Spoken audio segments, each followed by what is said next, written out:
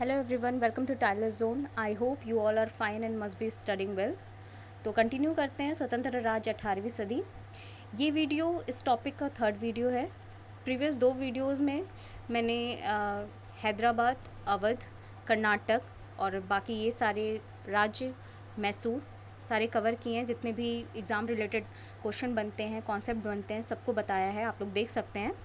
आज बात करेंगे मराठाओं के बारे में, ठीक है। तो सबसे पहले देख लेते हैं कि मराठा साम्राज्य या राज्य में हम लोग को पढ़ना क्या क्या है। तो पहला सब टॉपिक बनता है मराठा शासक, जिसमें शिवाजी, संभाजी, शाहू जी, राजा राम, ये सारे मराठा शासकों के बारे में पढ़ा जाएगा। दूसरा सब टॉपिक है मराठा पेशवा, जो कि इनके प्रधानमंत्री मराठा साम्राज्य में प्रधानमंत्री के तरीके से काम करते थे, और इनका क्रम भी महत्वपूर्ण हो जाता है, इसको भी हम लोग देखेंगे। और थर्ड सब टॉपिक है आंग्ल मराठा युद्ध, जो कि 3 हुआ था अंग्रेज़ों और मराठाओं के बीच में। दरअसल अंग्रेज़ों की जो अति साम्राज्यवादी नीति थी, इसके तहत 3 आंग्ल मराठा युद्ध होते हैं। और मैंने पहले ही बताया था कि कोई भी युद्ध होता है उससे संबंधित संधियाँ भी एग्ज़ाम पॉइंट ऑफ व्यू से इम्पॉर्टेंट हो जाती हैं, और साथ ही साथ वो किस सन में हुआ है ये भी इम्पॉर्टेंट हो जाता है। तो इन्हीं सारे सब टॉपिक्स को हम लोग कवर करेंगे। आज मैं ऊपर के ये 2 टॉपिक को कवर करूँगी, मराठा शासक और मराठा पेशवा। नेक्स्ट वीडियो में आंग्ल मराठा युद्ध के बारे में पढ़ा जाएगा। तो शुरू करते हैं आज का वीडियो। पहला क्वेश्चन है, औरंगज़ेब ने किस मराठा शासक को संगमेश्वर युद्ध, जो कि 1689 में हुआ था, में किस मराठा शासक को हराता है औरंगज़ेब? इसका आंसर होगा संभाजी। यहाँ मैंने संभाजी का शासनकाल लिखा है 1680 से लेकर 89 तक, 1680 to 89 ईस्वी। दरअसल इसके पीछे की जो स्टोरी है वो मैं आपको बता देती हूँ कि औरंगज़ेब का एक पुत्र रहता है अकबर द्वितीय। वो औरंगज़ेब के विरुद्ध में हो जाता है, और जब अकबर द्वितीय की हार होती है तो वो भागकर मराठा साम्राज्य में चला जाता है, जिसे मराठा शासकों ने संरक्षण दिया। और यही बात औरंगज़ेब को चुभती है, जिसके वजह से औरंगज़ेब और मराठा साम्राज्य के बीच मतभेद उत्पन्न हो जाता है। और उस टाइम मराठा साम्राज्य का शासक संभाजी रहते हैं, जिसकी वजह से औरंगज़ेब ने मराठा साम्राज्य में चढ़ाई की। वहाँ पे संभाजी का एक परामर्शदाता रहता है, कवि कलश, जो कि एक कवि रहता है, साहित्य वेदा रहता है, उसकी इसने हत्या की। साथ ही साथ संभाजी की राजधानी रायगढ़ को इसने मुग़ल कब्ज़े में ले लिया, और इसका पुत्र रहता है संभाजी का पुत्र शाहू जी, उसको भी इसने कैद कर लिया। तो ये इन्हीं सब बातों के तहत संगमेश्वर युद्ध होता है, जिसमें औरंगज़ेब ने संभाजी को हराया था। यहाँ मैंने शिवाजी, जितने भी शासक हैं मराठा शासक, इनको एक पिक्टोरियल ग्राफ के थ्रू बताया है कि कौन किसके बाद आता है, किसके बाद शासन संभालता है, किसका कौन पुत्र रहता है। इसको आप स्क्रीनशॉट लेके क्लियर पिक्चर अपने दिमाग में रख सकते हैं। तो सबसे पहले बात की जाए मराठा शासकों में, तो शिवाजी रहते हैं, जिनकी मृत्यु 1680 में हो जाती है। इनकी 2 पत्नियों से 2 पुत्र होते हैं, पहला संभाजी और दूसरा राजा राम। यहाँ मैंने सबके शासनकाल लिखा है, आप लोग देख सकते हैं। संभाजी का जो पुत्र रहता है वो शाहू जी होता है, और राजा राम का पुत्र शिवाजी द्वितीय। इसने अपने पिता के नाम पे ही द्वितीय लगा के इसका अपने पुत्र का नाम रखा था। शिवाजी की जब मृत्यु हो जाती है 1680 ईस्वी में, तो उसके बाद संभाजी शासनकाल को संभालते हैं 9 साल, 80 से 89 तक। संभाजी की मृत्यु के बाद इसका भाई राजा राम, जो कि 1689 से 1700, लगभग 11 साल तक इसने शासन संभाला। जब राजा राम की भी मृत्यु हो जाती है तो इसका पुत्र शिवाजी, जो कि अल्पवयस्क उस टाइम रहता है, छोटा होता है, इसकी जो वाइफ रहती है ताराबाई, इसने शिवाजी को राजा बनाया और उसके संरक्षिका बनते हुए राज्य को संभाला। शाहू जी ने 1707 ईस्वी में शिवाजी को युद्ध में हराया, और 1707 से शासन को इसने संभाल लिया।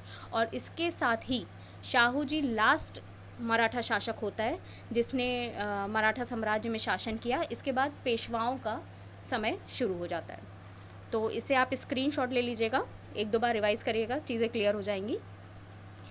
नेक्स्ट क्वेश्चन है, खेर की लड़ाई कब और किन के मध्य हुई थी? तो आंसर होगा 1707 ईस्वी में शाहू जी और ताराबाई जो कि शाहू जी की चाची होती हैं, उनके मध्य होता है। सेम यही चीज़ें जो मैंने पहले बताया है कि शाहू जी ने जिस युद्ध में शिवाजी को हराया था वो खेर की लड़ाई ही थी, और शिवाजी की संरक्षिका थी ताराबाई, राजा राम की पत्नी। इन्हीं दोनों के मध्य खेर की लड़ाई होती है, जिसमें ताराबाई की हार हो जाती है और शाहू जी जीत जाते हैं। और इनको जिताने में प्रथम पेशवा बालाजी विश्वनाथ का बहुत बड़ा हाथ होता है, जिन्होंने शाहू जी को शासक बनाया। अगर शाहू जी की बात की जाए तो जब संगमेश्वर का युद्ध हुआ था तो शाहू जी को मुग़लों ने कैदी बना लिया था, लेकिन मुग़लों का ये नीति थी कि इन्होंने 1707 में बहादुर शाह प्रथम ने इसे मुग़ल कैद से आज़ाद किया ताकि ये वापस मराठा जाए और अपने चाची ताराबाई से युद्ध करे, जिसकी वजह से मराठा साम्राज्य बहुत ही कमज़ोर पड़ जाए और ख़त्म हो जाए। तो इसी के तहत खेर की लड़ाई होती है 1707 में और शाहू जी की जीत होती है। थर्ड क्वेश्चन, पहला मराठा पेशवा कौन बना? आंसर होगा बालाजी विश्वनाथ। 1710 से 20 ईस्वी तक 10 साल इनका शासनकाल था। इसी ने 1719 में सेनापति हुसैन अली, जो कि सैयद बंधु था, से संधि की, और इस संधि को मराठाओं का मैग्ना कार्टा कहा गया। मैग्ना कार्टा एक बहुत ही प्यारा सा वर्ड है जो कि इतिहास में आपको अमूमन देखने को मिलेगा। ये एक लैटिन शब्द है जिसका अगर पाठ किया जाए तो मैग्ना मतलब होता है ग्रेट, महान, और कार्टा मतलब होता है चार्टर, मतलब कि घोषणा पत्र। तो ये मैग्ना कार्टा किसी पर्टिकुलर क्षेत्र के राजा द्वारा दिया जाता था, जिसमें कि जिसको भी प्राप्त होता था काफ़ी हद तक रियायतें प्राप्त होती थी। अगर मराठाओं के मैग्ना कार्टा की बात की जाए तो इस मैग्ना कार्टा के तहत मराठा राज्य जो था, जो साम्राज्य था, वो शाहू जी को वापस मिल जाता है। और साथ ही साथ चौथ और सरदेशमुखी मोस्ट इम्पॉर्टेंट वर्ड है, ये दोनों एक्चुअल में कर होते थे, टैक्स होता था, जो कि मराठा शासक अपने साम्राज्य में जितने भी ज़मींदार किसान होते थे उनसे ये लोग वसूलते थे। तो इसका भी अधिकार इसी मैग्ना कार्टा के थ्रू मराठा शासकों को मिलता है। तो ये बहुत ही इम्पॉर्टेंट हो जाता है। और सैयद बंधु के बारे में मैंने बताया था कि दो भाई थे, अब्दुल अली और हुसैन अली, जिनसे बालाजी विश्वनाथ ने संधि की, और इसी संधि को मैग्ना कार्टा कहा जाता है। ठीक है। फोर्थ क्वेश्चन, मराठा परिसंघ क्या था? ये वर्ड बहुत फैमिलियर होगा, मराठा परिसंघ। यहाँ देखिए मैंने थोड़ा चित्र से, पिक्चर से क्लियर किया है। दरअसल मराठा राज्य जो था उसको कई जागीरों में बांट दिया गया था। जागीर से छोटे छोटे क्षेत्रों में बांट दिया गया था। जैसे कि समझ लीजिए इंडिया है, उसमें कई सारे राज्य हैं और उन राज्यों को सीएम और या गवर्नर गवर्न करते हैं। उसी तरीके से उस समय जितना भी मराठा साम्राज्य था उनको छोटे छोटे क्षेत्रों में बांट दिया गया और उन्हें जागीर कहा गया। और जो सरदार होते थे, मराठा सरदार होते थे, उन्हें एक एक क्षेत्र शासन करने के लिए दे दिया गया। ये सारे ही जो सरदार थे वो राजा के प्रति उत्तरदायी होते थे। जितने भी इस क्षेत्र से ये लोग कर वसूल करते थे सब राजा तक पहुंचाते थे। इन्हीं सारे जागीरों को एक साथ लेते हुए मराठा परिसंघ कहा गया। आपने सिंधिया सुना होगा, ग्वालियर के सिंधिया, नागपुर के भोसले, और हाँ सिंधिया भोसले, ये सब सुना होगा। ये सब ये मराठा परिसंघ के अंदर ही आते हैं। और इस मराठा परिसंघ की शुरुआत देखा जाए तो पहला पेशवा बालाजी विश्वनाथ ने किया था। और जिस टाइम इसने ये शुरुआत की थी इस प्रथा की, उसको सरजामी कहते थे। ये भी वर्ड बहुत इंपॉर्टेंट है, याद रखिएगा। सरजामी कहा जाता था, जिसे बाद में मराठा परिसंघ कहा जाने लगा। ठीक है। तो इस पूरे मराठा परिसंघ का हेड जो होता था वो मराठा शासक ही होता था, राजा होता था। पर पर्टिकुलर एक एक जागीर का जो शासन अधिकार होता था वो सरदारों के पास था। इसी के साथ बालाजी विश्वनाथ के बारे में बात की जाए तो इनकी मृत्यु के बाद इनका पुत्र बाजीराव प्रथम अगला पेशवा, द्वितीय पेशवा बनता है 1720 में। नेक्स्ट क्वेश्चन, किस मराठा पेशवा को लड़ाकू पेशवा भी कहा गया? इसका आंसर होगा बाजीराव प्रथम, जो कि द्वितीय पेशवा था। इसने भी अपने पिता के बाद लगभग 20 वर्षों तक शासन किया, 1720 से 40 तक, और ये काफ़ी कुशल पेशवा था। इसने साम्राज्य के समृद्धि वृद्धि करने के लिए काफ़ी कुछ किया, इसीलिए इसको द्वितीय संस्थापक भी कहा जाता है मराठों का। इसने बृहत्तर महाराष्ट्र की भी नींव डाली। साथ ही साथ ये 20 वर्ष की आयु में पेशवा बनने वाला शासक था। मुगलों के विरुद्ध इसने एक विचार लाया जो कि बहुत इम्पॉर्टेंट है, हिंद पद पर शाही। अगर इसका मतलब समझें तो दरअसल ये सारे हिंदू राजाओं को एकत्रित करके मुगलों के विरुद्ध हिंदू राजाओं के वर्चस्व को बढ़ाने के लिए पहल इसने शुरू की। इसी को हिंद पद पर शाही कहा जाता है। ठीक है। साथ ही साथ शिवाजी के बाद इसने गोरिल्ला युद्ध और छापा मार युद्ध का सबसे ज़्यादा सपोर्ट किया। छापा मार युद्ध या गोरिल्ला युद्ध क्या होता था कि जैसे इनके सेनापति छुप के रहते थे और जैसे ही नज़र गड़ाए रहते थे और जैसे ही इनको टाइम मिलता था ये एक साथ टूट पड़ते थे। तो यही छापा मार या गोरिल्ला युद्ध का कॉन्सेप्ट होता था। तो याद रखिएगा, बाजीराव प्रथम द्वितीय पेशवा बहुत इंपॉर्टेंट है, लड़ाकू पेशवा भी इनको कहा जाता था। ठीक है। नेक्स्ट क्वेश्चन, पालखेड़ा की लड़ाई कब और किन के मध्य हुई थी? It is the most important question. इसका सन भी बहुत इंपॉर्टेंट है और किन के मध्य हुई थी ये भी बहुत इंपॉर्टेंट है। तो अगर ईस्वी की बात की जाए तो 1728 ईस्वी में बाजीराव प्रथम और निजामों के बीच हुई थी। निजाम हैदराबाद के शासकों को कहा जाता था। इन दोनों के मध्य होता है और इसमें याद रखिएगा कि बाजीराव प्रथम की जीत हो जाती है, निजाम हार जाते हैं। बाजीराव प्रथम और निजाम इन दोनों के युद्ध में पालखेड़ा की लड़ाई तो शामिल है ही, साथ ही साथ भोपाल की भी लड़ाई शामिल है, इसलिए मैंने दोनों को एक साथ ही लिख दिया है, कन्फ्यूजन ना हो। 1737 में भोपाल का युद्ध होता है और 1728 में पालखेड़ा का। दोनों में ही बाजीराव प्रथम की जीत होती है, निजाम हारते हैं। अगर पालखेड़ा की बात की जाए तो इसके तहत होने वाली संधि जो थी वो शिवगांव की संधि थी, मुंजी शिवगांव की संधि, जिसमें निजाम को चौथ और सरदेशी मुक्त कर मराठाओं को देना पड़ता था। अगर भोपाल की लड़ाई की बात की जाए तो इसके तहत होने वाली संधि थी दुरहा सराय की संधि। ठीक है, संधि इंपॉर्टेंट हो जाता है लड़ाई के साथ साथ, इसको ध्यान में रखिएगा। नेक्स्ट क्वेश्चन, मराठों की राजधानी को पूना किसने स्थानांतरित किया? इसका आंसर होगा बालाजी बाजीराव, जिसका दूसरा नाम नाना साहब भी था।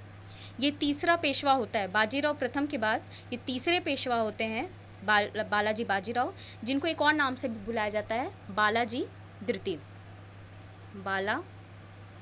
इसमें राइटिंग मेरी बंद नहीं रही है, थोड़ा समझ लीजिएगा, बालाजी द्वितीय। ठीक है। 18 वर्ष की आयु में ये पेशवा बनते हैं। साथ ही साथ इनकी राजधानी जब ये आते हैं तो इनकी राजधानी पूना, इन्होंने मराठाओं की राजधानी पूना को कर दिया। राजधानी का कॉन्सेप्ट यहाँ क्लियर कर लेते हैं कि सबसे पहले मतलब लाइन से कौन कौन सी राजधानी मराठाओं की रही है। तो जैसा कि मैंने संभाजी को पढ़ाते वक्त बताया था कि इनके समय की राजधानी जो थी वो रायगढ़ थी। जब संभाजी की मृत्यु होती है और इनके भाई राजा राम आते हैं तो इन्होंने रायगढ़ से सतारा को राजधानी बनाई, और राजा राम के बाद जब ये तृतीय पेशवा बालाजी बाजीराव आते हैं तो इन्होंने पूना को मराठा साम्राज्य की राजधानी बनाई और ये अंत तक ही पेशवा का केंद्र बना रहा। ठीक है, तो ये तीनों नाम याद रखिएगा, Raigad, Satara, then Poona. Next question, Sangola की संधि क्यों महत्वपूर्ण हुई? मोस्ट इम्पॉर्टेंट क्वेश्चन ये भी है, एक्चुअली सारे ही इम्पॉर्टेंट क्वेश्चन है इसलिए सबको ध्यान से देखिए। संगोला की संधि की ईस्वी अगर देखा जाए तो 1750 है, और ये संधि इसलिए इम्पॉर्टेंट हो जाती है कि इसी संधि के बाद मराठा साम्राज्य में जो मेन राजा था, वास्तविक राजा, उसको पेशवा को घोषित कर दिया गया कि पेशवा ही अब मराठों का वास्तविक राजा माना जाने लगा। क्योंकि शाहू जी के समय जैसे मैंने बताया था कि in front of people Shahu ji को बैठा तो दिया गया था, पर बैक साइड में जो पूरा शासन होता था वो पेशवा बालाजी विश्वनाथ ही संभालते थे, और यही चीज़ें आगे बढ़ती गई। पर जैसे ही शाहू जी की मृत्यु होती है, तृतीय पेशवा के टाइम ही इनकी मृत्यु होती है, बालाजी बाजीराव के टाइम ही 1749 में, यहाँ मैंने देखिए लिखा भी है। इसी के एक साल बाद ही ये संगोला की संधि हो जाती है 1750 में, और इसमें यही डिक्लेयर कर दिया गया कि पेशवा ही अब वास्तविक राजा है। वो वही प्रधानमंत्री पद से हटा के इनको राजा की उपाधि दे दी गई। ठीक है, 1749 ईस्वी में शाहू जी की मृत्यु, बालाजी बाजीराव तीसरा पेशवा रहता है ये, किस समय होती है। और बालाजी बाजीराव की मृत्यु की बात की जाए तो इनकी जून 1761 ईस्वी में मृत्यु होती है, और इनकी मृत्यु टीबी की वजह से, क्षय रोग की वजह से हो जाती है। ठीक है, नेक्स्ट क्वेश्चन, हिस्ट्री का मोस्ट इम्पॉर्टेंट क्वेश्चन है, पानीपत का तृतीय युद्ध कब और किन के मध्य हुआ? तो तो आंसर होगा 1761 14 जनवरी। 14 जनवरी बहुत इंपॉर्टेंट नहीं होता एग्ज़ाम पॉइंट ऑफ व्यू से, पर याद रखिएगा 1761 में होता है। और किनके मध्य होता है? अहमद शाह अब्दाली जो कि एक ईरानी शासक था और बालाजी बाजीराव मराठा शासक के बीच। दरअसल इसका कारण ये रहता है कि जब अहमद शाह अब्दाली एक ईरानी शासक था जो कि नादिर शाह के बाद आता है और लगभग 9 सालों में इसने 7 बार भारत को एक बहुत बड़े पैमाने पर लूटा, और जब ये जाने लगा भारत से तो इसने अपना एक वज़ीर इमाद और एक एजेंट नजीबुद्दौला को दिल्ली शासन में, दिल्ली क्षेत्र में छोड़ के गया था देख रेख के लिए। पर जब बालाजी बाजीराव आते हैं तो इन्होंने दिल्ली के राजनीति में हस्तक्षेप किया और इसने इमाद और नजीबुद्दौला को यहाँ से हटा दिया। जैसे ही ये खबर अहमद शाह अब्दाली को मिलती है वो इस बात से काफ़ी खफा होता है और दोबारा भारत पे युद्ध करने की योजना बनाता है, जिसके तहत ही पानीपत का तृतीय युद्ध होता है। और अहमद शाह अब्दाली की सेना इतनी ज़्यादा कुशल और वृहद होती है कि जिसके सामने मराठा बालाजी बाजीराव एक क्षण भी टिक नहीं पाते हैं और इनकी तुरंत ही पराजय हो जाती है। तो इस युद्ध में अगर देखा जाए तो मराठाओं की हार एक ऐतिहासिक युद्ध ये इसलिए बन जाता है क्योंकि इस टाइम मराठा साम्राज्य उभर रहा था भारत क्षेत्र में, और ये माना जा रहा था कि अगर मुग़ल का अंत होता है तो मराठाओं का शासन शुरू हो सकता है एक देसी रियासत के रूप में। पर इस युद्ध में हार के बाद ये डिक्लेयर हो गया कि मुग़लों के उत्तराधिकारी बनने के लायक नहीं है मराठा, और अगर कोई उत्तराधिकारी बनेगा तो ब्रिटिश बनेगा, और ब्रिटिश का मार्ग जो है इस युद्ध के बाद प्रशस्त हो गया। तो इसी वजह से ये युद्ध बहुत इम्पॉर्टेंट होता है। इन सब का सन आप लोग ध्यान रखिएगा। अगर देखिए तीनों हिस्ट्री की बात की जाए, एंशिएंट हिस्ट्री में सन इतने इम्पॉर्टेंट नहीं होते हैं क्योंकि बहुत सी चीज़ें उसमें अनुमान बहुत सी चीज़ें डिक्लेयर नहीं हो पाई हैं, इसलिए अनुमान के तौर पर लिया जाता है। अगर मिडिवल हिस्ट्री की बात की जाए तो सन इम्पॉर्टेंट हो जाता है, और अगर वहीं मॉडर्न हिस्ट्री की बात की जाए तो सन के साथ साथ डेट भी इम्पॉर्टेंट हो जाता है।